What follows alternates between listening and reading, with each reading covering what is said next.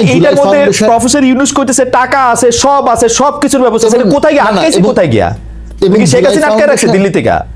July foundation আহত মানুষজনদেরকে টাকা বিতরণের ক্ষেত্রে যে অদক্ষতা দেখিয়েছে সেটা নিয়েও বিরাট কথা আছে। কিন্তু খালেদ, আর একটা গুরুত্বপূর্ণ জায়গা আমরা মিস করে যাচ্ছি।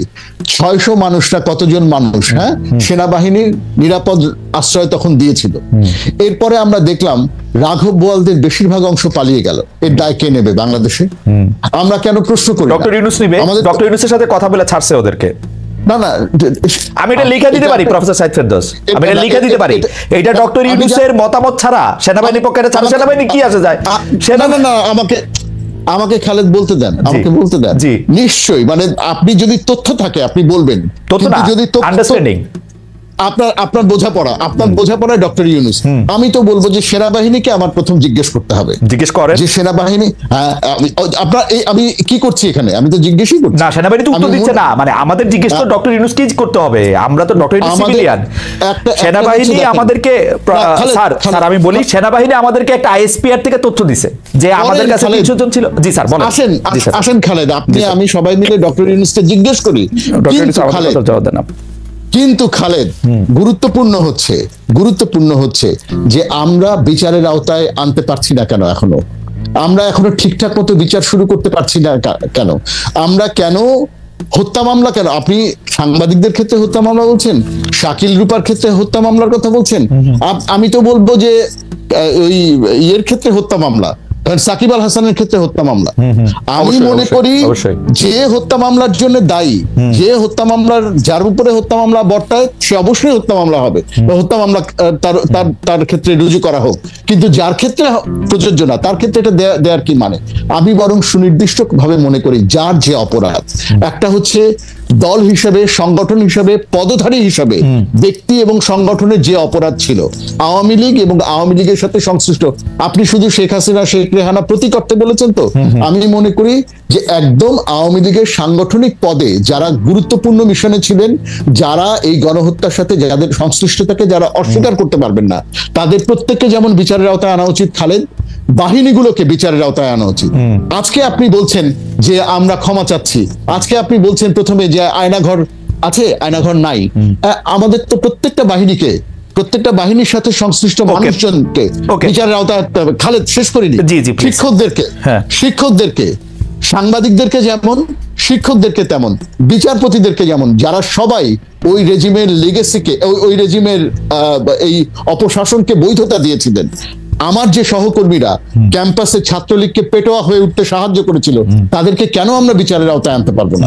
আমি তো মনে করি প্রতিশোধ না খালেদ, প্রতিশোধ না। অবশ্যই আমরা একটুও প্রতিশোধ চাই না, এক রত্তিও না। অবশ্যই, কিন্তু আমরা সুষ্ঠু বিচার চাই। অবশ্যই আমাদের বিশ্ববিদ্যালয়গুলিতে ছাত্রলীগ হোক, অন্য কোনো অঙ্গ সংগঠন হোক, এই গত 15 বছর ধরে তো ছাত্রলীগ ছিল, তাদের এই মনস্টার হয়ে ওঠা, তাদেরকে বিভিন্ন সময় বিভিন্ন জায়গায় লেলায় দেওয়ার জন্য যেসব শিক্ষকরা দায়ী, ঘটনা উল্লেখ করে করে করে করে সেসব শিক্ষকদের, সেসব দায়িত্বপ্রাপ্ত উপাচার্য, প্রোপাচার্যদের শাস্তি ব্যবস্থা করতে হয়।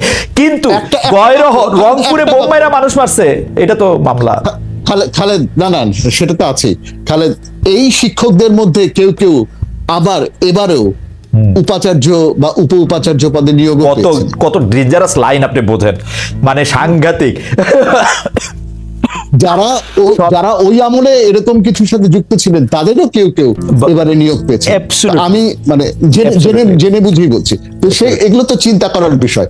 আমি মনে করি হ্যাঁ, এবং অবশ্যই সরকারের ব্যাপারে আমার হাজারটা নালিশ আছে। ধরেন সবচেয়ে বড় ওয়ারি করার বিষয় তো পুলিশ বাহিনী দাঁড়াচ্ছে না, সেনাবাহিনী ঠিক মতো কাজ করতে পারছে কিনা, সেগুলো যেমন সেনাবাহিনীর আগস্টের আগের ভূমিকা এবং পরের ভূমিকা ইত্যাদি ইত্যাদি। কিন্তু স্যার আমাদের একদমই সময় একদম শেষ। আমরা একটু প্রফেসর রহমানকে একদম শুনতে চাই। আপনি অনেক বড় প্রেক্ষাপটে একটা বলেছেন, আমাদের নতুন কোনো প্রশ্ন নাই। প্রফেসর রহমান, যেসব বিষয়গুলির ক্ষেত্রে আসলে প্রফেসর ফেরদৌস আঙ্গুল তুলেছেন, অর্থাৎ আহতদের চিকিৎসা, যারা আসলে সত্যিকার অর্থে দায়ী তাদের বিরুদ্ধে মামলা করা, এখনো প্রশাসন সহ অন্যান্য নানা জায়গায় বিগত সরকারের নানা ক্ষমতার চিহ্ন থেকে যাওয়া, সেনাবাহিনীর পক্ষ থেকে পিক এন্ড চুজ করা, 3 জনকে ধরা 37 জনকে ছেড়ে দেওয়া, বা 37 জনকে ধরা 3 তিনজনকে ছেড়ে দেওয়া, এগুলো তো আসলে প্রশ্ন করতে হবে। মানে এখন আমরা প্রশ্ন কার কাছে গিয়ে করবো,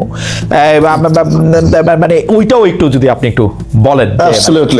প্রতিটা জায়গায় আমি প্রফেসর সাইদ ফেরদৌস যে পয়েন্ট তুলেছেন প্রত্যেকটা জায়গায় যদি আপনি একটু টাচ করেন, কারণ আমিও এই ব্যাপারগুলিতে কনসার্ন। জি, জুলাই গণ অভ্যুত্থান তো একটা বিশাল বড় ঘটনা। এই ঘটনা আমরা যদি এখন যারা ক্ষমতায় আছেন, সরকারে আছেন, তাদেরকে যদি আমরা দেখি যে দুটা দল, এক দল আসলে এই গণ অভ্যুত্থানের স্পিরিটের ভিতর দিয়ে এসছেন, আরেক দল এসছেন গণ অভ্যুত্থানের সাথে তাদের হয়তো সরাসরি সংযোগ নাই। কিন্তু আপনার এই নতুন দেশটাকে যারা আসলে নেতৃত্ব দেবেন, তাদের এই স্পিরিটটাকে কোনো না কোনো ভাবে বহন করতে হবে।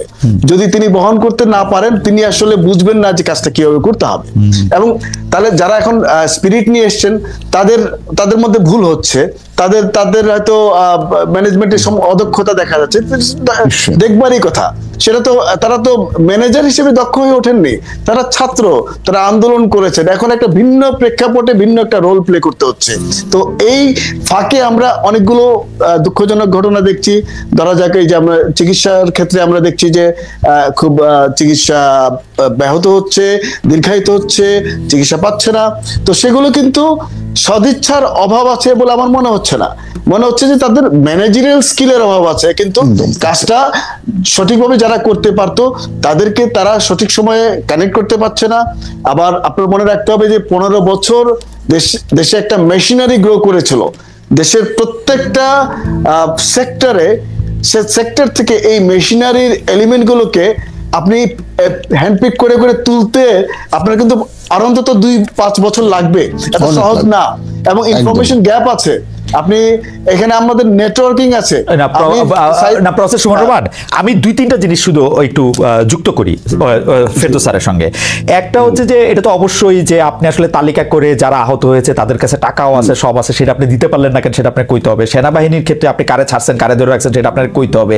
এইটা ঠিক ম্যানেজারিয়াল ব্যাপার বলে আমার কাছে মনে হয় না। 6 মাস হয়েছে এই রাষ্ট্র ক্ষমতায় আসছে, আমরা গত 3-4-5 বছর ধরে শুনে আসতেছি যে ভারতীয়রা এখানে কাজ করতেছে বিনা ওয়ার্ক পারমিটে, টাকা হুন্ডি করে পাঠায়, আমাদের টাকাগুলি 9-6 হয়, ডলারগুলি এরকম করে যায়, প্রত্যেকটা জায়গার মধ্যে বসে থাকে। পররাষ্ট্র উপদেষ্টা জিজ্ঞেস করলে সে এখনো তালিকা করে না, কারণ এটা তার প্রায়োরিটির মধ্যে পড়ে না। তার প্রায়োরিটিতে আছেটা কি আমি তো এটা বুঝি না। এই সরকারে আপনি ম্যানেজারিয়াল জায়গা থেকে বলতেছেন, প্রত্যেকটা লোককে আপনি তো ধরে নিয়ে আসছেন বিভিন্ন ম্যানেজারিয়াল পোস্ট থেকে। 3 জন উপদেষ্টা বাদ দিলে, যদি মানে নবীন উপদেষ্টা আপনি বাদ দেন, কিন্তু তাদের আমি কাজটা কি, মানে তাদের ম্যানেজারিয়াল দক্ষতাটা আপনি বলতেছেন, তাদের তো ইচ্ছাই নাই কাজ করার, এরকমও মনে হতে পারে না। ওই যে বললাম যে আপনার তারা তো অভ্যুত্থানের স্পিরিট থেকে আসেনি, যেহেতু স্পিরিট থেকে আসেনি, তাদের আসলে ওই রকম যে কমিটমেন্টটা আমরা তাদের কাছে আশা করছি সেই কমিটমেন্টটা নাই। তারা টাইম সেন্সিটিভ না, তাদের মধ্যে অদক্ষতা আছে, এই অদক্ষতাগুলো আমরা দেখতে পাচ্ছি। এবং একই সঙ্গে আমি বলবো যে এটা ধরা যাক একটা ফ্যাসিস্ট গভর্নমেন্ট কিন্তু অনেক দক্ষ হতে পারে। হ্যাঁ, আওয়ামী লীগ সরকারের সময় কিন্তু আমি তাদের দক্ষতা দেখেছি, অনেক কাজ তারা অনেক দ্রুত গতিতে করতে পারতো। এই সরকার একটা গণবান্ধব সরকার, কিন্তু এই সরকার সেই রকম দক্ষ না। হ্যাঁ, তাদের এই দক্ষতাটা আসলে লার্ন করতে হবে। আপনার কাছে কি মনে হয় না স্যার, আপনার কাছে কি মনে হয় না যেই কাজ ওর করা দরকার সেই কাজ হয় না কইরা যেই কাজ ওর করা দরকার নাই ওই কাজ হয় আনতেছে? বিকজ এটা শুনতে ভালো, এটা পপুলিস্ট, এইটার মধ্যে থেকে আসলে মানে কেন, মানে যেই কাজ করা দরকার ওর ওইটা না করে অন্যগুলি করছে। আর অভ্যুত্থানের স্পিরিট বলতেছেন, আমি প্রচার আমার আপনি স্মরণ করে দিতে চাই, আওয়ামী লীগের এই 15 বছর রেজিমে যারা আওয়ামী লীগের কোলে গিয়ে উঠে নাই, তারাই তো সবাই মানে অভ্যুত্থানের পক্ষের লোক। তারা আলাদা করে কিছু প্রমাণ করার দরকার নাই, কারণ আওয়ামী লীগ তেমন সর্বগ্রাসী, মানে এই কমিটি সেইটা একটা পুরস্কার এই বাংলা একাডেমি কিন্তু দিতেই ছিল সারাক্ষণ। তো এখন না, যে ব্যাপারটা তাই আসলে আওয়ামী লীগের কলেজে কতখানি উঠেছে বা ওঠে নাই আমরা কিন্তু এতখানি নিশ্চিত না। কারণ আওয়ামী লীগের গ্রাস থেকে কতজন আসলে কতখানি দূরে ছিল সেটা ইতিহাসের ব্যাপার, সেটা কিন্তু খুঁজলে এমনকি আমি বলবো যে লোম বাঁচতে কম্বল উজাড় হয়ে যাওয়ার সম্ভাবনাও আছে। তো এখন যাই হোক, আমাদের যা আছে তা নিয়ে তো কাজ করতে হবে। তো সেখানে আমি বলবো যে অদক্ষতা আছে, প্রায়োরিটি সিলেকশনে তাদের অদক্ষতা আছে, তাদের ডিসিশন মেকিং অদক্ষতা আছে, তারা সোশ্যাল মিডিয়া অ্যাক্টিভিজম আছে, পপুলিজম সার্ভ করছেন, সঠিক কাজটা কখন করতে হবে তারা বুঝতে পারছেন না। এই জিনিসগুলো তো আমরা দেখতে পাচ্ছি। এখন এইগুলোর সমালোচনা আমরা করে যাচ্ছি, গণমাধ্যমে করে যাচ্ছি, ব্যক্তিগত যোগাযোগে, সাংগঠনিক যোগাযোগে করে যাচ্ছি, করে যতখানি ঠিক করতে পারি, এছাড়া তো কিছু করার নেই, আমাদের হাতে তো আর কোনো অপশন নাই। আচ্ছা, আমাদের হাতে 1 মিনিট সময় আছে, সেই 1 মিনিট সময়ের মধ্যে আপনাদের দুজনের কাছ থেকে 30 সেকেন্ড উত্তর চাই। অনেকেই বলতেছেন যে আচ্ছা চামচামি কি ফৌজদারি অপরাধ? যেমন আমাকে বলতেছেন যে আপনিও তো এখন আওয়ামী লীগের বিরুদ্ধে অ্যাক্টিভিজম করতেছেন, ইউনূস সরকারের পক্ষে চামচামি করতেছেন, এটা আপনার বিরুদ্ধে কি ফৌজদারি অপরাধ হবে কিনা, এটা নিয়ে আমি একটু 30 সেকেন্ড শুনতে চাই প্রফেসর ফেরদৌসকে, 30 সেকেন্ড শুনতে চাই প্রফেসর রহমানকে এবং শেষ করে দিতে চাই। প্রফেসর ফেরদৌস, না আমরা চামচামি ফৌজদারি অপরাধ কিনা? না, আমি এই ধরনের কথার মধ্যে ঢোকার কোনো মানে না আমাকে বলছে আপনার রাজনৈতিক অবস্থান, আপনার পার্সপেক্টিভ বদলাতে পারে। আপনার পার্সপেক্টিভ শুনে তার মনে হতে পারে গতকালকে খালেদ এই জায়গায় ছিল, আজকে এই জায়গায় আছে, সে কারণে এটা চামচামি। তো আমি এইসব ডেফিনেশনের মধ্যে যাই না। শুধু খালেদ, আমি এই সুযোগটাকে ব্যবহার করব, এই সরকারের একটা অদক্ষতা হচ্ছে রাজনৈতিক শক্তির সাহায্য না নিতে পারা, রাজনৈতিক শক্তির সাথে যোগাযোগ তৈরি করতে না পারা। আরেকটা বড় ব্যর্থতা হচ্ছে বহুত্ববাদী রাজনীতির কথা ছাত্র সমন্বয়করা বলছেন, কিন্তু তাদের আচরণে অনেক সময় বহুত্ববাদের বিরোধী অবস্থান দেখা যায়। আদিবাসীর ক্ষেত্রে, তৃতীয় লিঙ্গের ক্ষেত্রে, পাঠ্য বই পুস্তক পরিবর্তনের ক্ষেত্রে যে আন্দোলন হলো, সেখানে কিন্তু আমরা ছাত্র সমন্বয়কদের পরিষ্কার বহুত্ববাদী অবস্থানকে প্রমোট করতে দেখি নাই। এটা আমার কাছে আশঙ্কার জায়গা মনে হয়। প্রফেসর সুমন রহমান, আপনি যদি শেষ কথা একটু বলেন। আমরা অ্যাবসলিউটলি, আমি মনে করি যে সরকারটা বহুত্ববাদী হওয়ার কথা ছিল। সরকারটা এই একটা সুযোগ ছিল যেখানে আমরা আসলে একটা প্লুরালিস্ট সোসাইটি তৈরি করতে পারতাম, একটা খুবই রেসপন্সিভ ডেমোক্রেসি তৈরি করতে পারতাম। সেই সুযোগটা আমরা নিচ্ছি না, বরং যেটা আপনি প্রথমেই বলেছিলেন যে আসলে এখনো কথা বলতে যেন আমার আগের চেয়ে বেশি ভয় কাজ করছে। কেন বেশি ভয় কাজ করছে? কারণ এখন যার বিরুদ্ধে কথা বলবো তাকে আমি ভালোবাসি, আগে যার বিরুদ্ধে কথা বলতাম তাকে আমি এতটা ভালোবাসতাম না, বলে আমি তার বিরুদ্ধে আমি যেতে পারতাম সহজে। এখন তো সমস্যা হচ্ছে যে আমি আমার প্রিয়জনের বিরুদ্ধে কথা বলতে যাচ্ছি, এই জন্য ভয়টা বেশি কাজ করছে। তো এই ভয়ের সুযোগটা তারা যেন না নেন, তারা যেন আমাদের এই স্নেহ বা এই শ্রদ্ধাটাকে তারা আপহোল্ড করেন এবং সেই অনুযায়ী আমাদেরকে তাদের বিরুদ্ধে দাঁড়াতে না দেন আর কি। আমরা আগে সরকারের আমলে দেখতাম হচ্ছে প্রমাণ আমাদের চোখের সামনে যে এস আলমের বিরুদ্ধে কোনো কথা বলা যাবে না, একটা কি প্রসিডিউরাল জিনিস ধরে কোর্ট মানা করে দিল, হাইকোর্ট। আর এখন আমরা দেখতে পাই ইশারা, ফ্ল্যাটের ভাড়া দেয় নাকি, গাড়ি ভাড়া দেয় নাকি, কে দেয় না দেয়। এটা আপনি ঠিকই বলছেন। আপনাদের দুজনকে অনেক ধন্যবাদ। মানে শিক্ষকদের সঙ্গে কথা বলে যেরকম অনেক বিষয় জানা যায়, পরিষ্কার হওয়া যায়, সেইটা